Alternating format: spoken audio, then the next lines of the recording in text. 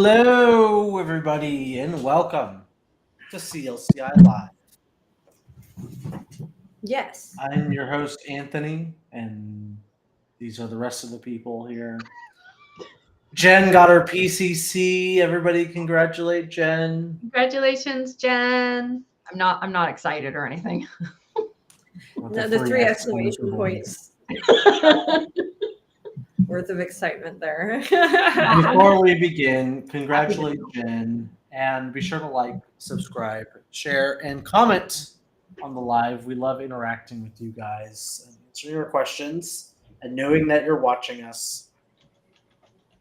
Last week, Seriously, do that. Hit that subscribe. Just take a moment. Hit the subscribe button. Do it. We'll wait. Like, comment. There's one more thing that you usually say, Brooke. What's that one more thing? Something to share.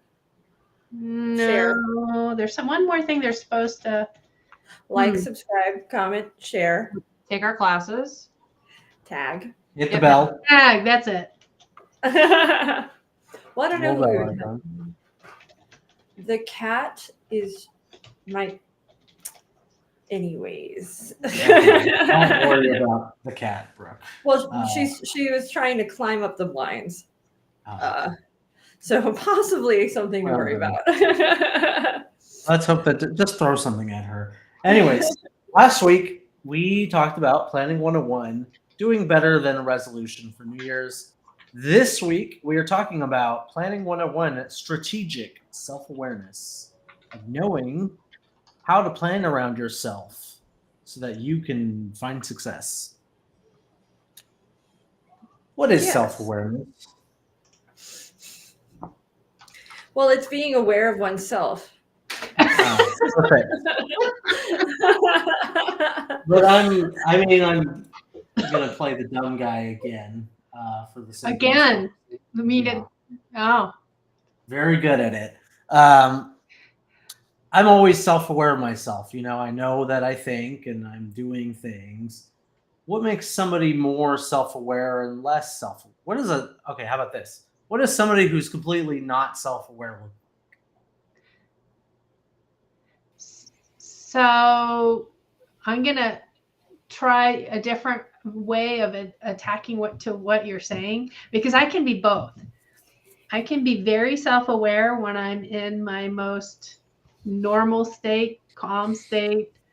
But if I'm swung the other way, I can be not fully aware of what's happening and what I'm going through until I come back to that same. What does that look like? What does what look like? That state of not awareness. Fluster. Yeah, I would tag on to that and say emotional. Mm-hmm. Overwhelmed. I would argue. You go ahead. Oh, I was about to say, I would argue you can be all of those things and be self-aware that you are those things. Yes. Lack of awareness. Oh, yeah, go on.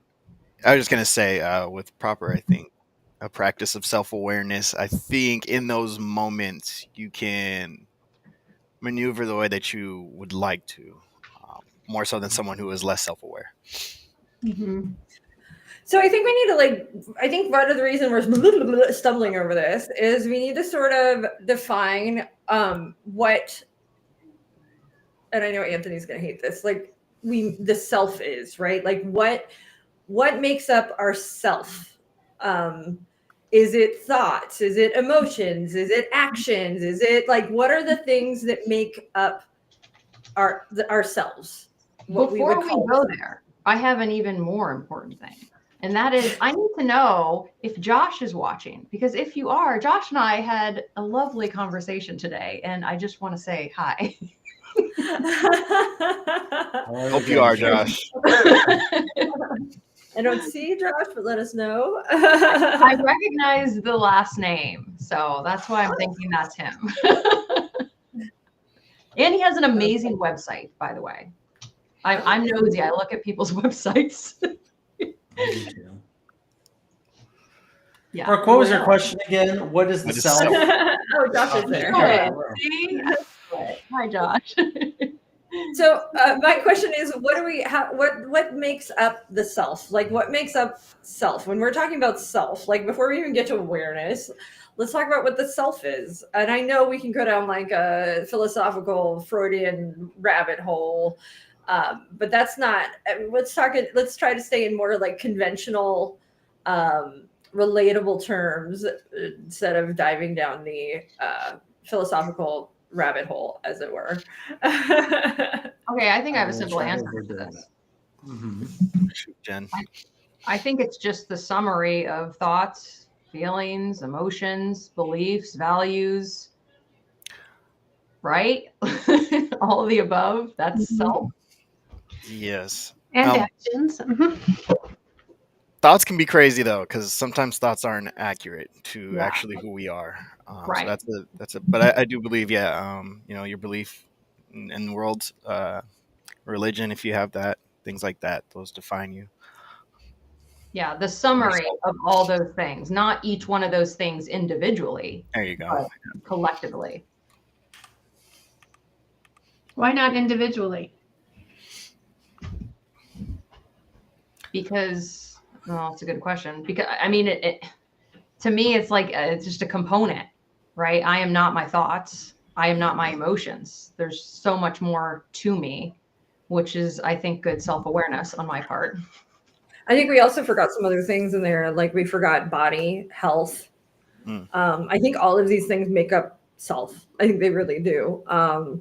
I mean, that's partially that action, but it's that, I think it's this holistic that we start to get into like the idea of holistic, and I don't mean like spooky woo woo holistic, but I mean like a whole human being when we're looking at actions, beliefs, values, family, all of the things that make up what we define as ourselves. And then now the next piece of that is aware. We've got, and remember, there's three things in here. We also have strategy, so we're going to get to that in a moment too. But like, so now if we're bringing awareness into all of those things, what how does that apply? How does bringing the awareness in apply into this?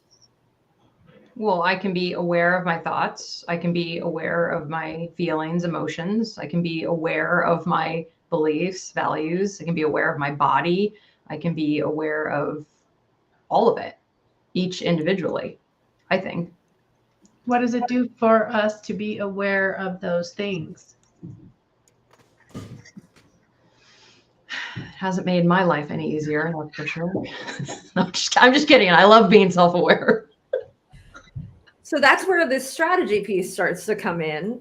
The first piece is developing self-awareness, and we can talk about that all day.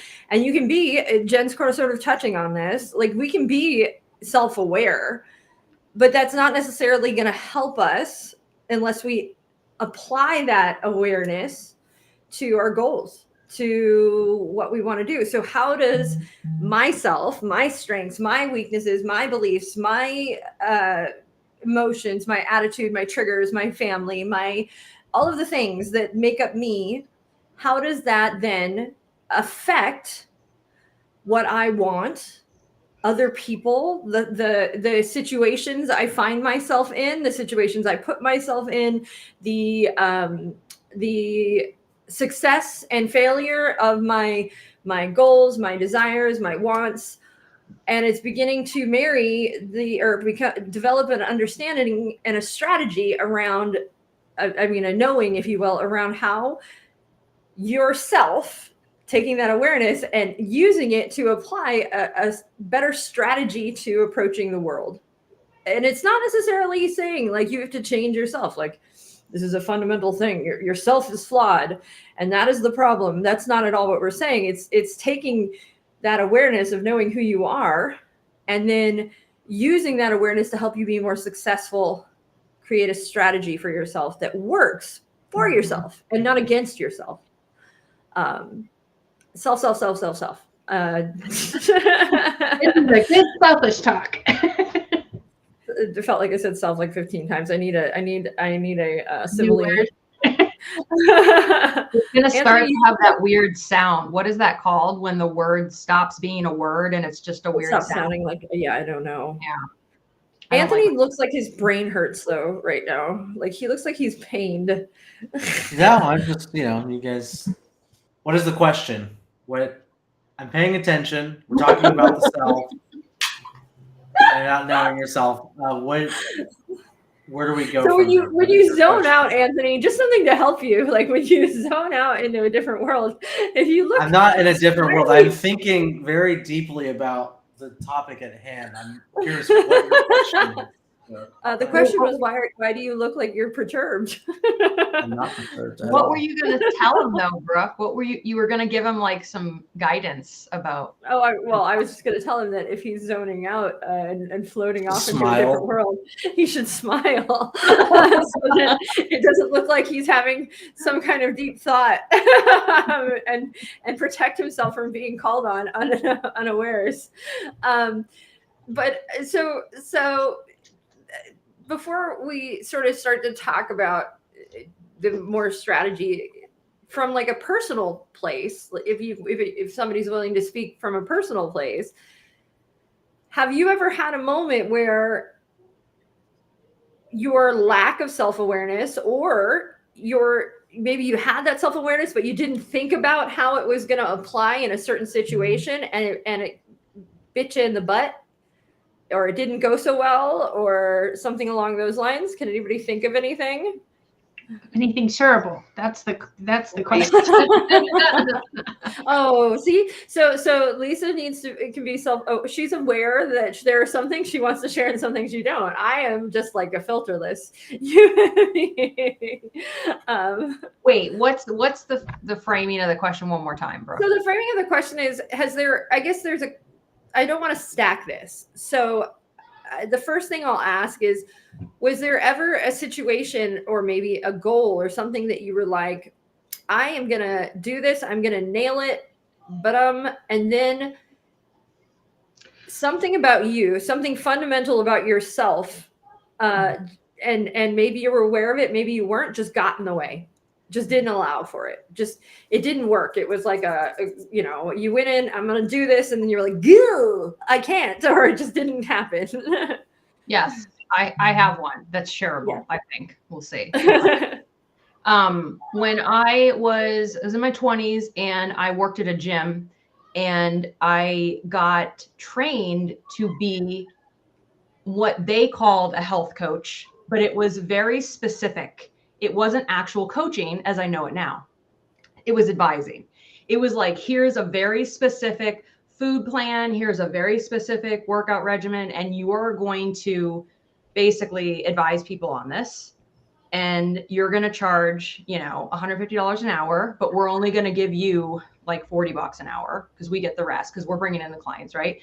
And so I went through the training because I was like, yeah, I would be good at that. But as I'm going through the training and I'm realizing what it is, I'm starting to feel this like, well, I don't actually fully believe what it is I'm going to be advising on. And wait a second, I have a messed up relationship with food and my body as is. Like, who am I to be advising in general on this? And so I went all the way through the training. They were ready to go. They were ready to launch me as, one of their coaches in the gym. And I backed out last minute because I was like, this is so out of integrity. Like, I can't do this. So what I did then was I realized I needed more education. So I went to school for nutrition. And then ironically, I get to the end of that degree and it's like, oh, I still didn't learn what I needed to learn. I still don't know enough. I am still not comfortable advising people. And so I guess my thing is that having this goal of advising people was completely misaligned at every point in time, every step of the way. And so here I am today as a coach that doesn't give advice. And I absolutely finally feel like that's aligned. You have to do a lot of ethical gymnastics to be able to make $40 an hour. I would just be like, yeah, $40 an hour. Let's go for it. I'll advise anyone. So Anthony knows that about himself. He has ethics don't come into play when it comes to. Well, it just wouldn't have bothered me to work for a gym and do that. But that's Jen has that self-awareness piece where, that didn't sit right with her. So she went to go do something else that was more aligned with her values. But then also didn't sit right with me in the end, which just enforces how strong the value is on, I don't think what's right for me, or I don't think what's right. I don't think there's a blanket statement of like, this way of eating or moving is right for every single human being. And so that's where there's such conflict for me with that. So this like piece of strategic self-awareness comes up a lot in like leadership and spaces like that. I also think one of the things that comes up, I mean, it definitely works and comes up for like me, somebody with ADHD. I have to be acutely aware of what I'm capable of doing and what I'm not capable of doing. And if I'm going to set myself up to win, I have to have like approach situations with a lot of strategy. It's just not something that comes natural where like, it's easy for me to put all the pieces together. And this is just like more mundane tasks. I think recently Anthony told me, just a second ago, he was like, I was like, did I take my Adderall? And I was trying to figure it out. And it was like, why don't you use one of the little pillowcase things? And I was like, that would never work for me and my ADHD. I would never fill it. I would fill it once and it would then be tucked away somewhere and I'd lose it. It just would never get full. Like the idea of having to like fill something up every Sunday is mind blowing. I don't think I can do that. I mind you, I'm very good about taking my medicine in the morning, and I just have to have like a daily pattern, but like a weekly pattern, it's hard for me to do my laundry. Filling a pill case. They should invent something where like it reminds you periodically to do something. The reminders don't always work though. That's the thing. I can just ignore them. You should have like a chart on your wall and you should put a gold star up at each time you take the medicine. And then you have a nice little visual. No, I'm just kidding. If I put up the gold star, I don't know if that will work. But if somebody else puts it up for me, I'm not doing that. If it's a competition, if it's competitive, I would probably too like be better. I don't know. There's just competitive Adderall taking. No, but there's like I have to be very aware of how my brain works and how it works differently, and it's hard for me to. Often it's one of the hardest things for I think people in general to do, but somebody who is lacking in executive function, which is what ADHD people have, is we just don't have a natural executive function. We have to like literally think through. I have to put on socks today and shoes today and brush my like all of those things. It's not a habit forming situation. So it definitely is a harder thing to do. Can we do like a mini coaching? Like not even a coaching session, a coaching question to show what this would appear like in a coaching session when we're doing strategic self-awareness. Brooke, you were telling us your awareness of this, what is going on, why it is that using the little pill counter wouldn't work for you, and why using alarm wouldn't work for you. Would you describe that as self-awareness? So like wait, do you want me to, you're just asking that question? It's a closed-ended question. Do you think that encompasses self-awareness? Yes or no? Knowing whether or not it will work for me? Knowing what won't work for you, for one, and why it doesn't work. Yes, that is self-awareness. So how can you, Brooke, be strategic with that self-awareness so that you can more regularly take the medicine that is prescribed to you? Well, I know those two things aren't going to work for me, so I have to figure out a different plan. Like I need to sit down and come up with a plan that was something that will work for me. And there might be an alarm or a reminder that works for me. If it's not on my phone and maybe it's on Alexa in the house, that might work better. The problem, it comes up for me though. Honestly, I can get distracted from hearing the alarm to going to turn off the alarm, but from turning off the alarm to going to take the medicine. and I can forget, like between literally in 10 steps, I can get distracted by the sink or any number of things, and then forget, and an hour or two will go by before I'll remember, oh crap, did I? The reason I know to even remember or think about it, right, when to take is typically because I have some kind of responsibility coming up and I know I need to be sharp for it. So I'll look at the time and I'll be like, oh, it's 4. Shoot, I know I need to take my Adderall before our live. Did I do that? And then the problem is I don't even remember if I did or I didn't. So it's less about taking it and more about remembering if I took it. Because I will have thought, because I walked over to turn off the alarm, that I did take it. Like I will be like, well, I must have, because I turned off the alarm, but I don't remember doing it. So something like the pill case would be great because it would be organized in sets of 2. And I would know that day, okay, if I've taken my 2, because I take 2 a day. However, then the problem comes in is how am I going to fill that pill case once a week? Because that's where the problem happens. It's going to be fantastic for 1 week, but the problem is using it past that week, because I have tried pill cases many times to an event. It lasts for maybe a week or 2 weeks and then it's out the window. It's gone. I've lost it in my purse. I've lost it somewhere and I've give up on it. And then I find it 3 weeks later and go, well, that didn't work. And I don't pick it up again. So as your coach, I'm going to prescribe that you just always make sure you're on Adderall. Don't have any downtime when you're not on Adderall. And you should be. Don't do that. Don't prescribe as coaches. Don't prescribe as coaches. Don't do that. That's a joke. And by the way, wrong.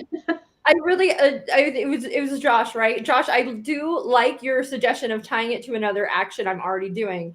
And I would love to like tie it to lunchtime. Like I would love to tie it to lunchtime, but I stupidly have to take it at 2 p.m. Like 2 p.m. is a good time for me to take it. And I'm not eating lunch at 2 p.m. So I don't know what 2 p.m. is such a, for me, like I usually take it between 2 and 4. So I give myself like a 2-hour buffer period. And I don't know what I'm so inconsistent. I have no consistent habit between 2 p.m. and 4 p.m. that I do. Could you create a consistent habit? I'm going to be past hunger at that point. What? Could you create a consistent habit? What would that be? I'm never in the one place consistently at that time. I mean, my schedule. Could you be consistently someplace at 2 to 4 p.m.? No. Wait a second. What if we put it in the Google Calendar and it's just there? It's an appointment. Google Calendar is a good call, but the thing is, I need like something where I can just like check a button and like push the button. You guys, we have gone like I feel I know, but what we're doing though, why we're doing this is because you have a self-awareness of what is going on, why the things won't work for you. What we're doing with coaching, though, and with these questions is trying to be strategic with your self-awareness and the motivations. You also said something that popped out, which was you remember to do it when you need to be sharp for something. When something comes up where it requires you to be sharp, that is when you remember.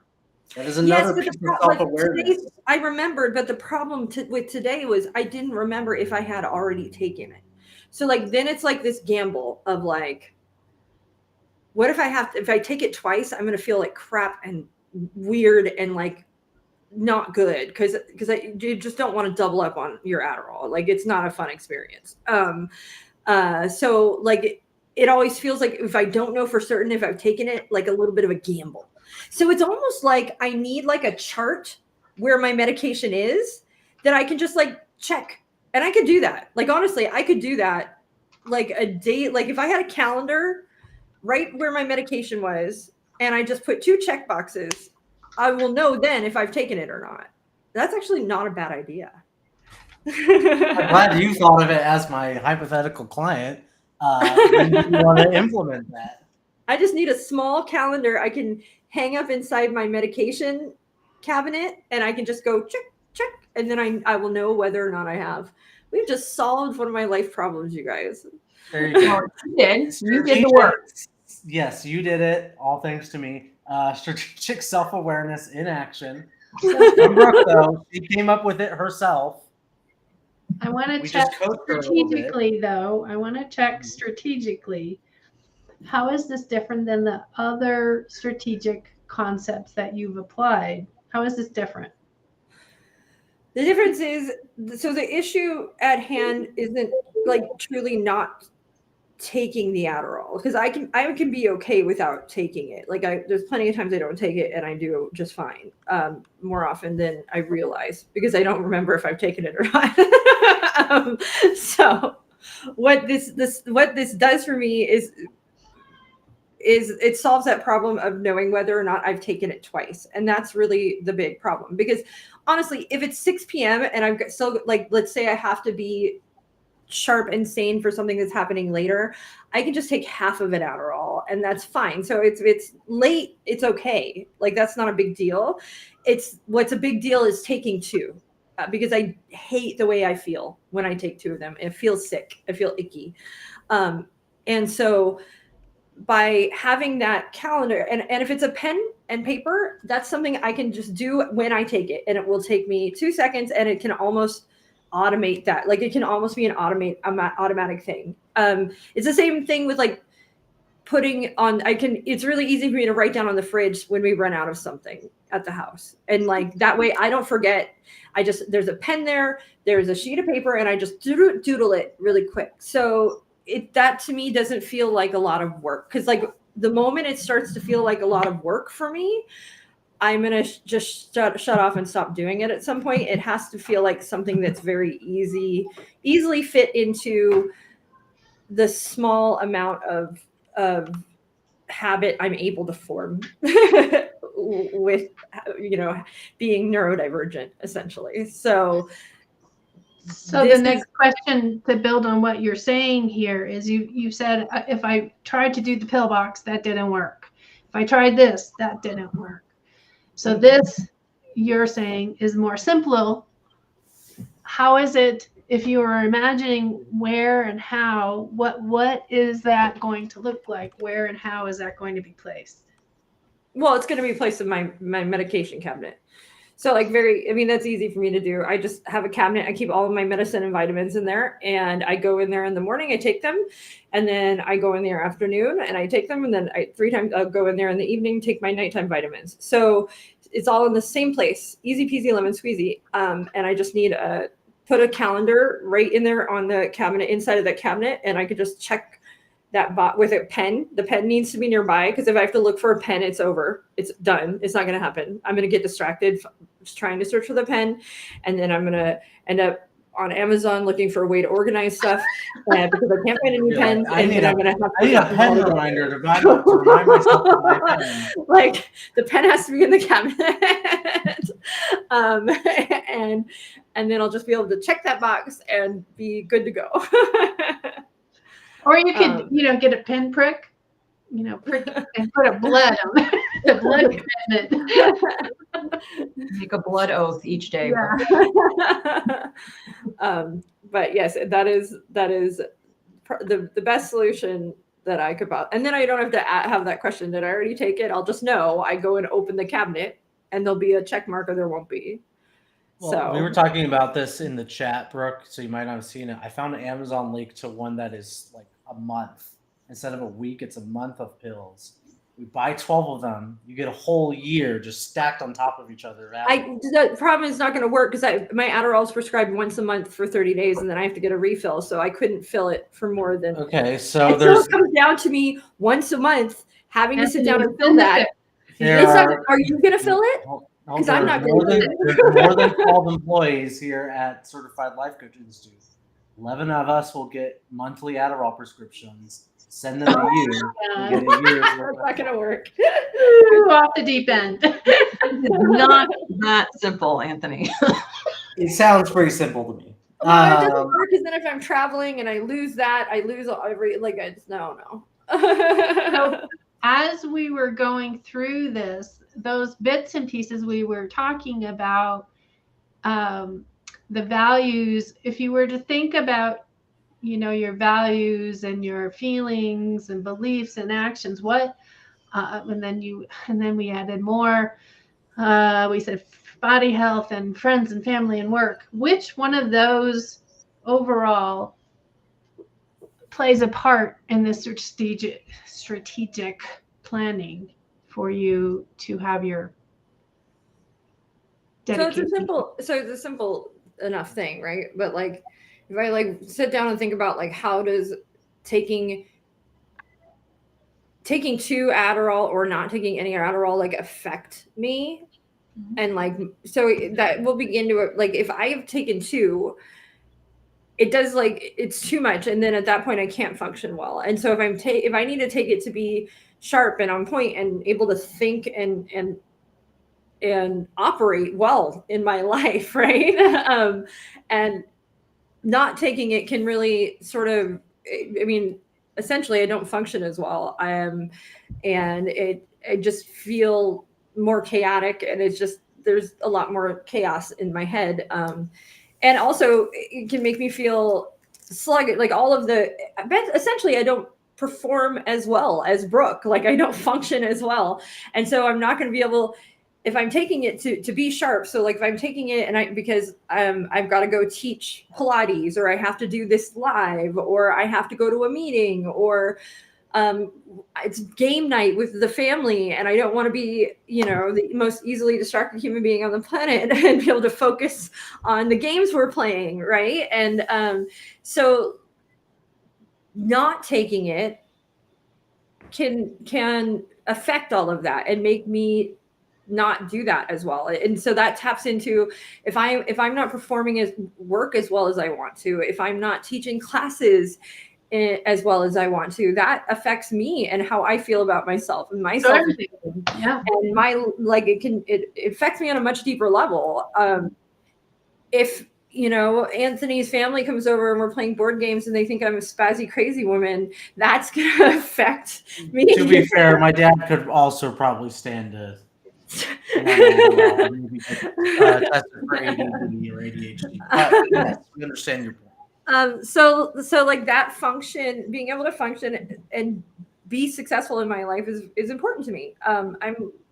You could say it's like one of my, it's not a value, but it's part of who I am, is I tend to be like an overachiever, people pleaser type person. And so now I'm able to curb that a bit, and I'm able to just accept, being me, and I don't have to always achieve and be the best, or be wonderful.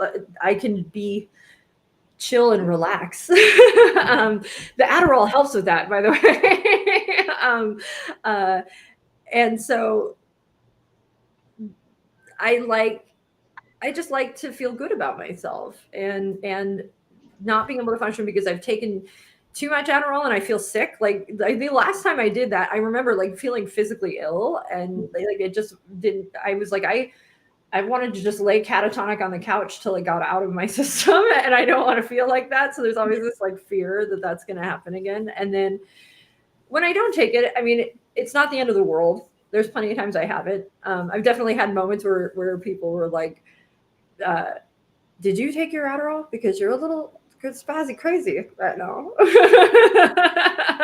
Well, we're totally hearing that it really has more to do with you taking more than you need to take. That's best for your system. And all of these tapped into everything that you described. While you said it wasn't values, it tapped into values when other bits of your life became involved with your process. So when we are in strategic planning in coaching, that's really the crux of what we're doing in coaching. Mm-hmm. Oh yeah, absolutely. Like the awareness. I think what this self-awareness does is going to affect the success of your clients, right? The more self-aware they are, and the more of that ability to tap into like what is going to work for them and what isn't going to work for them, is going to help them. And it's not just for them, it's how their self affects others. Like, let's also think about that too. Like, how yourself affects other people in your life, and knowing that, having that level of self-awareness is going to also affect like the success of the goals you have when you're working on with your clients. So, like knowing how my ability to take Adderall affects other people, right? And what that is going to play into the success and failure of maybe goals that I set.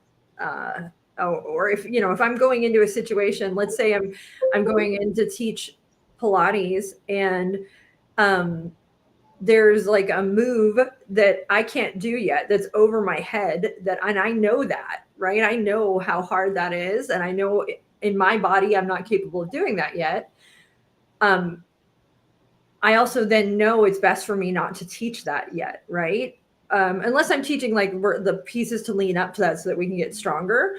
But having that self-awareness is important. I've definitely been in other people's other classes or situations where somebody was in charge and they were attempting to teach me something, and they could themselves probably weren't. It wasn't like they weren't doing it in a way that was safe or right, or a way that at least felt comfortable for me.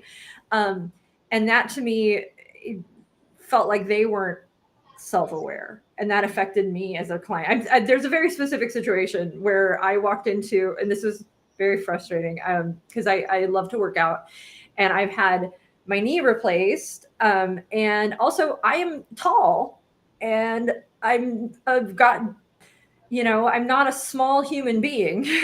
And I walked into a circus. It was an aerial class where the person teaching it is tiny. Like, she's barely 5 foot tall, probably under 5 foot tall, and probably didn't weigh over 100 pounds. And here I am, 5'8", 175 pounds. And she even was, there was a comment where she was like, all body, everybody can do this. Everybody should be able to do this. You know what I mean? And it was like, pump your brakes, girl. Just because like this is easy for you and you can do this doesn't mean, like, my body is completely different than yours. And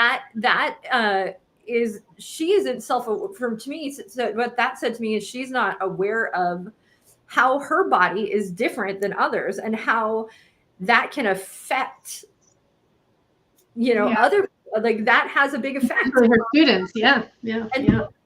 It was self-awareness, and it's also this awareness of who she is and how it affects her view of the world, and you see the way she looks at the world and approaches the world, her biases. And that, I think that's important. If her goal was to be a really awesome aerial instructor, she probably would have failed that day, because I never went back because I didn't feel safe. And not having that awareness is probably all it would take. Like, all she would need to do is have the self-awareness of knowing that her body is different from other people's. And that, I think that's going to affect goals and things like that, and success of our clients. So, Brooke, what would having a system in place and integrating that system into your life, so you assured that you wouldn't experience, the double dosing or the not dosing when you want to, be the way you want to be, what would that mean to you to have that occur? Okay, it's not like gonna mean, like, I don't feel like it's like this deep meaningful thing, apart from knowing that I'm not going to feel ill or sick, and just have that confidence that that's not going to, that's not going to happen, that I'm going to feel okay. I think the reason I haven't sat down and like really gotten, because it hasn't screwed me up enough. I haven't done it enough times for it to be a problem yet, but just enough for me to have to pause, have a pause and reflect. But it would definitely bring some confidence, and that's meaningful, like that kind of that confidence that I know whether or not I have or haven't, because there's always this like feeling of like, oops, Do I gamble or do I not gamble today? um, and that not having to worry about that risk or that gamble would be nice. And just to have that like that self-awareness that like, hey, no, whether or not I did or I didn't, and that feels good. Like it would feel good. It would feel nice to just know that, and to not have to like take that gamble. It would feel nice. How much of a priority is it to you? I mean, in this, so it doesn't feel like a high priority, right? This doesn't feel like a super high priority, but I also see the value in it. So it'll give it like a 5, but that doesn't mean I'm not going to do it. Like 5 out of 10. That doesn't mean like it's something that like I don't feel stressed about doing, but it's something I will do just to make my life a little easier. Yeah. Like why? I mean, it's not going to take that long for me to find a calendar and hang it up in there. So Okay, well, we're going to follow up in 2025. See where you're at. okay. Right? It's the perfect time of year. So see, there's the pressure. Now I got to do it because like it's the right time of year to buy a calendar for the inside of that cabinet. Yeah.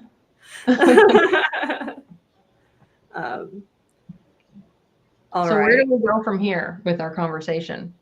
For the strategic planning. I think we should go back to Anthony because he's making that face again. No, I got the smile on my face. Yeah, but Anthony, you know how we can tell if it's a real smile or not. It's because my eyes are dead. Yeah.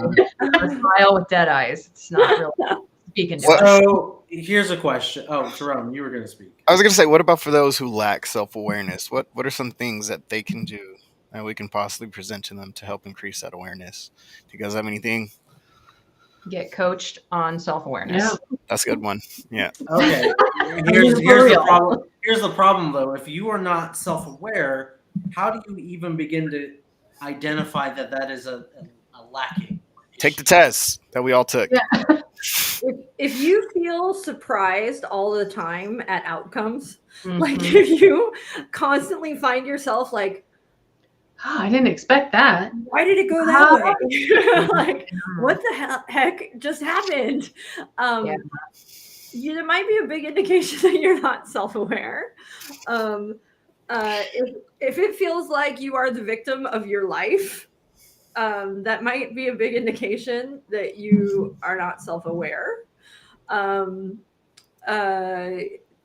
There are, I mean, I think things like that, if it seems like things are never going your way or the way you plan or how you want it to, there is probably a degree of self-awareness that needs to happen there.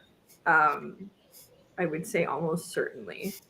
Also, you might have people telling you that you lack self-awareness, and you might hear it enough to where one day you're like, well, I've been told this so much, maybe I need to investigate it. What's that show on Netflix where the guy's like 55 burgers, 55 fries?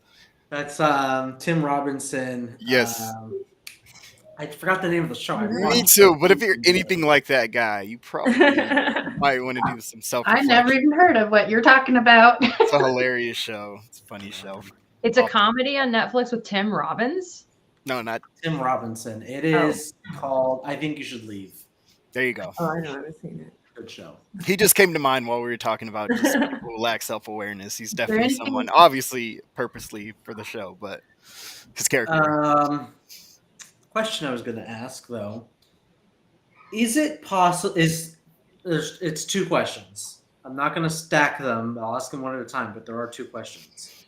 1, can you have too much self-awareness? Can you have too much? Too much No. self-awareness. I think absolutely. Well, what do you Because mean? that can be, well, you can become neurotic because you're Yeah. constantly in like your metacognition where you're thinking about your thinking, thinking about your feelings, and you just get lost there and you kind of learn Like Or- too much in your head. yeah, and you lose the ability to like discern reality for yourself. Maybe that's just someone who thinks that they're self-aware to the max, but they're actually not. they may not be Clouding. self-aware. Yeah. That leads to my I'm next question, but yeah, Lisa. But before you go on, I'm thinking if I'm so self-aware, the next thing that you're talking about is an additional action, not just the act of being self-aware, right? What do you mean, Lisa? If what she's saying is like, I think what she's saying is like, if you are that self-aware, that if you're truly self-aware, then you will be aware of the fact that you are an overthinker, or you are 1,000%. self-aware. And that's how you drive yourself crazy, because you're aware of the awareness. But then if you are aware of the awareness, wouldn't you just say, okay, so I know I am hyper self-aware, so I'm just gonna stop thinking about it and go. So we're talking about the awareness of, right? What are we going to do with it? And both of those examples are, what are we going to do with it? So I could be fully aware, but what am I going to do with that piece? That's where it could be the overthinking. That could be, I'm aware that I do that. That could be, I don't care, or, whatever boat I decide to get into on that. So my answer is no, I don't think you can be too self-aware. I think you can be too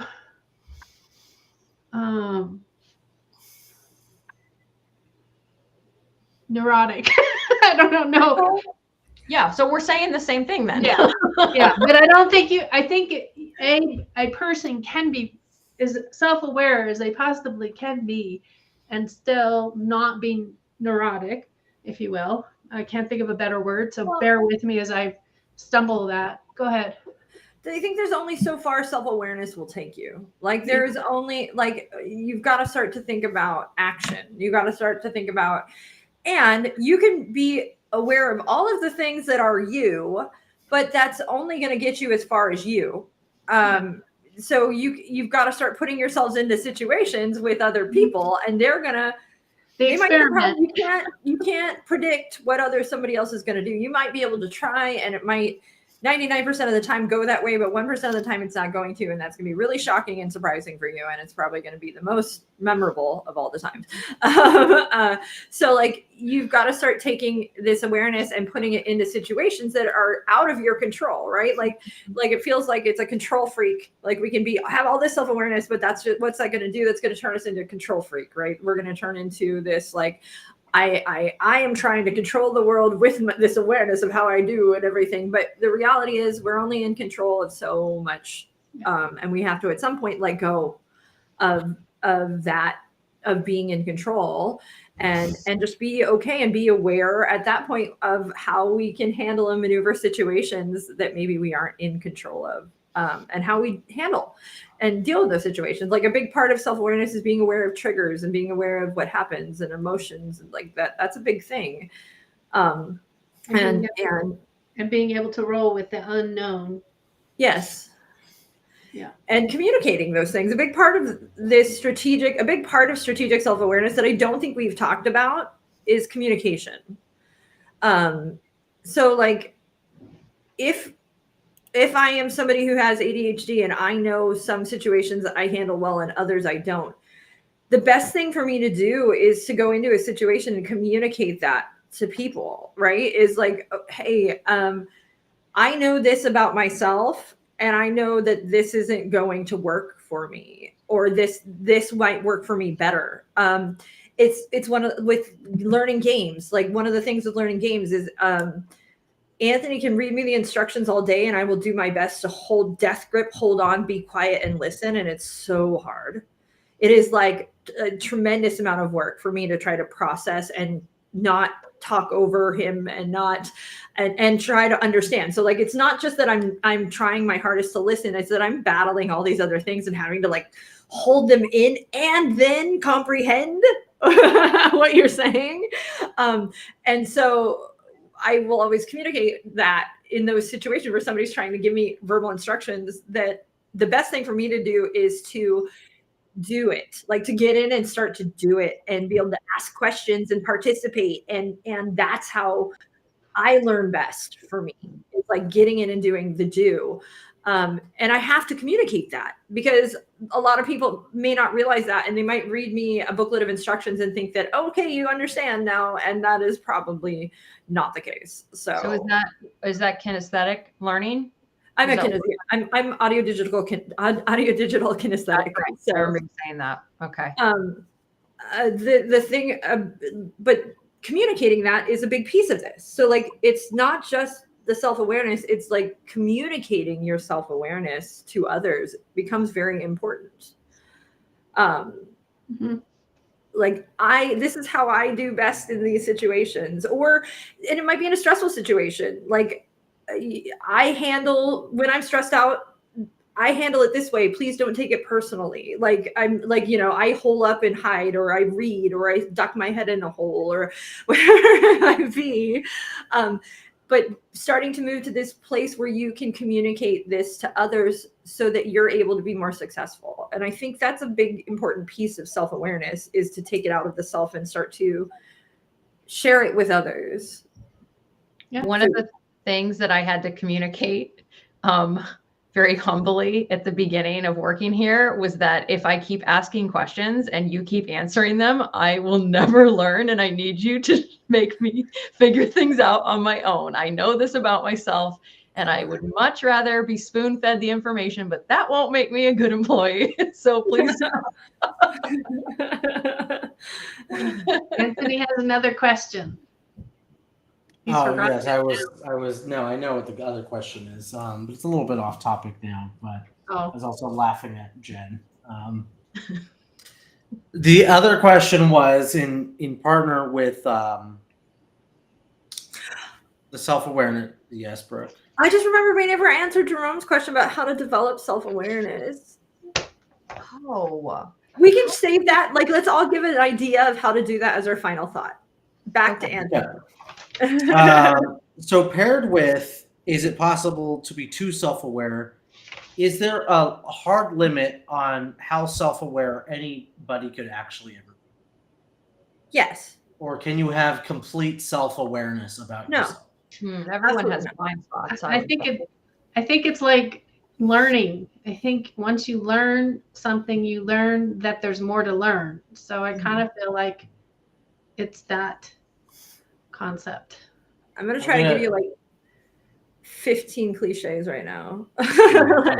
Like the onions, like, you're peeling back, but there's more and more and more layers. And then anytime, I know, at least in my experience, anytime I think, okay, I've got that under control, like it finds a way to like sneakily creep up over here. I thought it was done.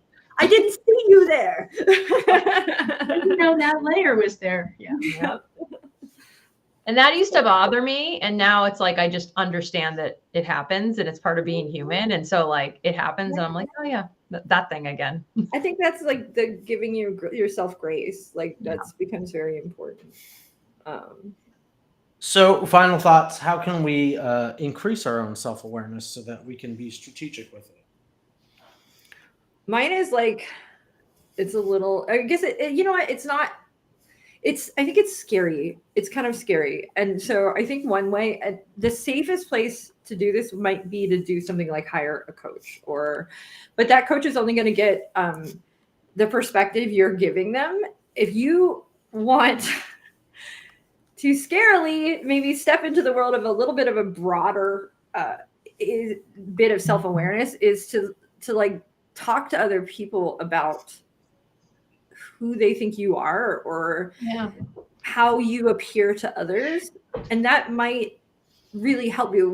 One of the videos we watched was from Jim Gaffigan, and he was talking about how as an actor and as a stand-up comedian, you have to become acutely self-aware, because you have to like stand up on a stage and you're either going to get laughter and get that that good feedback, or you're going to get total silence. And you quickly learn that like addressing that you are for him, he's like, if you're a tall, nerdy looking, bigger white guy, and the moment he says that and acknowledges that he's dressed like a goober, like it essentially like brings everybody down to a level of, oh, this guy has a degree of self-aware. Like he knows who he is. We don't have to sit here uncomfortably and wonder.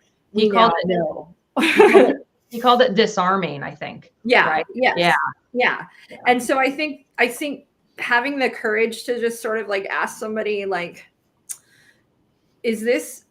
how do I act? How do I, come off that you might get some feedback there. I don't think it may not define you, but anytime you put yourself out there, like when we're asking for reviews or testimonials or feedback forms, things like that, that is asking for so that we can become more self-aware as people, as a business. And it is a scary thing to do, I think, but I think it is valuable. For businesses, there's other tests, if you will. There's the 360s that kind of you give to the people in your department to evaluate, let's say, the manager and get that feedback. So there's a lot of other tools out there that help with that as well. And then being aware of your personality and who you are and what to do with it given situations, I think, is an important piece. I think like hiring a coach or a therapist or somebody where like you're able to like talk through your experience and be like, okay, so this was happening. There's something very much to having a sounding board. But that can happen in a number of ways. That can happen from educating and listening, and there's just lots of things. But I think you have to like get in that headspace of, I want to learn about myself, and it might not all be great for me. So yeah, you've got to be willing to have your blind spots pointed out. And, for some people that might not be something they're willing to do. In coaching though, it can be done in such like a compassionate, gentle way to where it's not the way it would be if you went to, a friend or family who was like, hey, be brutally honest with me. Like, what am I not seeing about myself that you see? I mean, my brother would just roast me if I ever did that. Actually, I should do that because that might be funny. But with a coach, the coach is going to turn it back around on you. And it's like, well, what are you seeing that you think, needs to be considered or noticed about yourself? And I mean, then that's the person revealing their own answer. The coach might also hear things that you don't hear, patterns, and mirror that, or like ask into that. Right. And so the coach should help you become more even more. So like you might come in thinking that you are behaving one way and like your view might be this big, but the coach is probably going to see and hear things, and then your view is going to open up about yourself for sure. Yeah.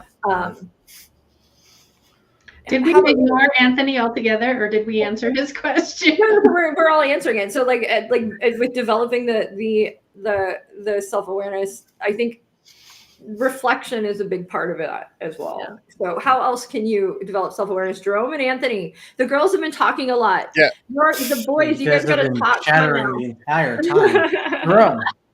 Jerome. I would say maybe not that one is more successful than the other, but I think both important. Alternative to what Brooke kind of said is to just be with yourself. And by that, I mean, try to keep your phone away, free of influence, and do something with yourself. Go out, have dinner by yourself. Go for a walk for 20 minutes. Go have dinner. So you pick up some of these things that you maybe never really notice because you're always around other people and more so concerned about how they think about you and how they feel about you, as opposed to how you feel about how you naturally, maneuver yourself when it comes to certain things like that. So I think that's, again, not one better than the other, but I think a good way to be self-aware is sometimes you just got to be with yourself. I love that. Yeah. Jumping off of Jerome's, that, and also this sounds like a mix of like mindfulness and meditation, but being aware of your experiences as they happen in the moment and reflecting on your perceptions of things as they happen in the moment without distraction, and really thinking about how are you interpreting the things that are literally happening in front of you and the thoughts that you're thinking without distraction and without mediation from like a book, game, or phone, or conversation with other people. Do that, what Jerome said, go take yourself out to dinner, go do whatever, and just be mindful of what it is you are thinking and doing. and how you're perceiving things. Yeah.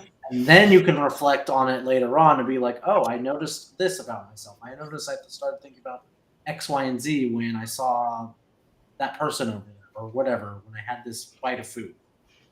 I think, the concept of reflection is very important. Like taking that beat and that moment to go, okay, I just did this. How did I feel about this? I did this and it went this way. How did I feel about this? Why do I think it went this way? Right? Like it's if you were going to do job interviews over and over and over again, right? And let's say you're just doing it for research sake. I'm going to go do a whole bunch of research and see what feedback I get from doing all of these job interviews and start to try to figure out what was making one successful, what wasn't, what, you know what I mean? Like like a giant A/B test, something along those lines. And so you take that moment, you sit down, you reflect, you go, why did this work? Why did this person want to hire me? Why did this person not want to hire me? What is coming up? All of these things start to come forward, and you just have that pause and moment of reflection. And I think it's something we're very good at doing when we want something and we want things to go our way. Maybe I think we're more inclined to like sit down and reflect if it does or it doesn't. But it's good to just do in general, like in the less intense or serious moments. Thank you, Danger. A nice bet there. But you know what the best way or the best thing that you can do to encourage and develop strategic self-reflection and self-awareness is taking Coaching 101 and 102. Yeah, I totally agree. Totally. Even if you're never going to be a coach, they just have been really amazing classes. Yeah, people talk about it all the time, how they come to the class thinking that it's just going to teach them to be a life coach, but it actually teaches them how to like evolve themselves. So it's not just a coaching class, it's also a bit of a self-evolution class, which is amazing. It is amazing. Take our classes, and we will see you guys next Tuesday when we do our last live, and then we are on break until the new year. Is it our last one already? Yeah, last one for 2024. Okay. Try and get some Christmas hats then, so we can be festive. Yes, we'll be a little bit festive. I'm gonna wear a Christmas. Be sure to like, subscribe, share, and comment as well. Again, thank you all for hanging out with us on the live. Thank you, Josh, as well. Yes, thanks, Josh. And we will see you guys next week.